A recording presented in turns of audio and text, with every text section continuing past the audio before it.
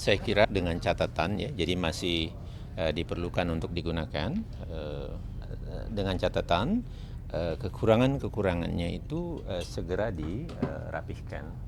Saya agak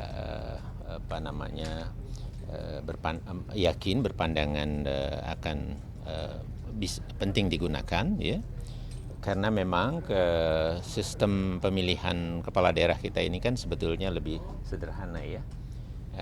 Jadi persiapan untuk merapihkannya itu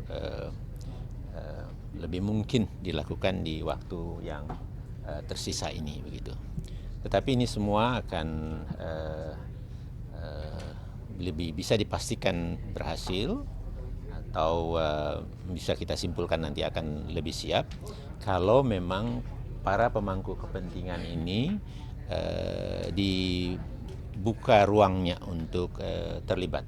Misalnya contohnya besar sebetulnya peran itu ada di Komisi 2 ya.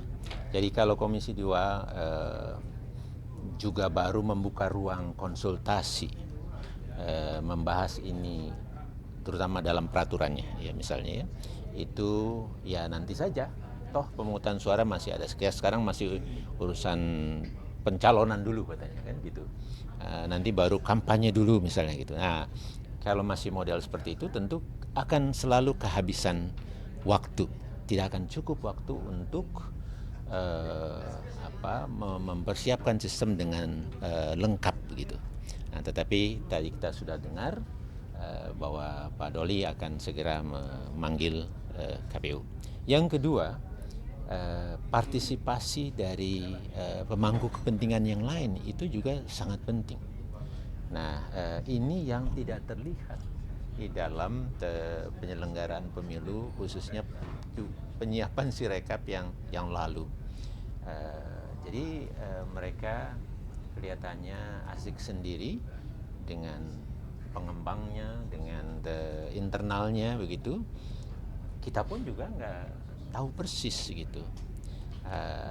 Sehingga model ini harus dirubah. Jadi KPU pun di dalam menyusun, menguji atau apa ya diundang saja. Ya, banyak kan ahli-ahli IT, ahli-ahli tentang bagaimana untuk memastikan banyak pihak itu bisa menggunakannya dengan lebih mudah dan sebagainya gitu ya. Itu perlu dilibatkan gitu. Jadi jangan lanjutkan gaya-gaya kerja penyelenggaraan yang tertutup begitu ya. Saya kira itu. Jadi intinya kami di Netgrid dan juga teman-teman yang tergabung di dalam koalisi yang sampai hari ini masih, yaitu Jaga Suara 2024, itu masih berkeyakinan bahwa teknologi tetap kita perlukan, banyak hal yang bisa kita manfaatkan, dalam hal ini Sirekap, namun dengan sejumlah perbaikan yang harus dilakukan dalam waktu segera gitu ya. Yang lain lagi nih. Ya saya kira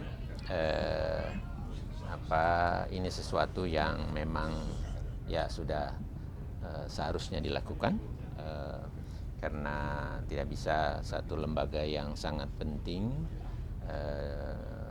proses kerjanya, yaitu memilih para pemimpin baik di dewan maupun di eksekutif, tetapi kemudian dipimpin dengan orang yang sebetulnya punya sejumlah permasalahan.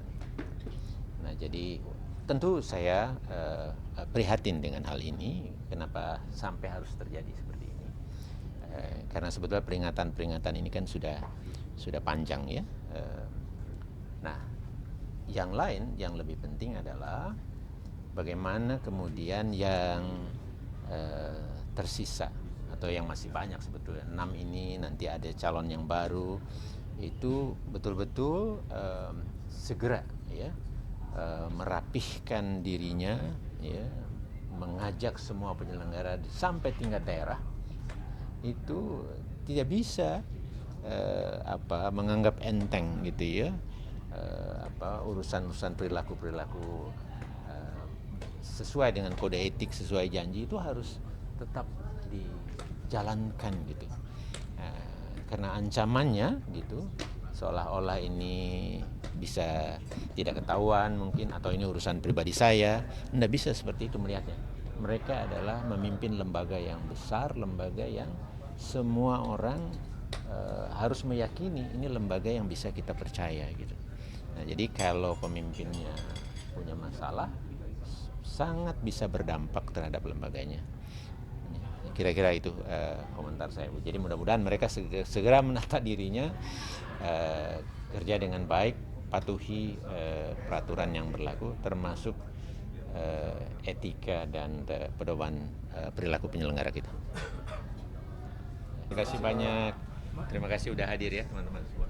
Ada Bapak Ahmad Doli Kurnia dari ke-6 anggota KPU berhalangan hadir seperti itu.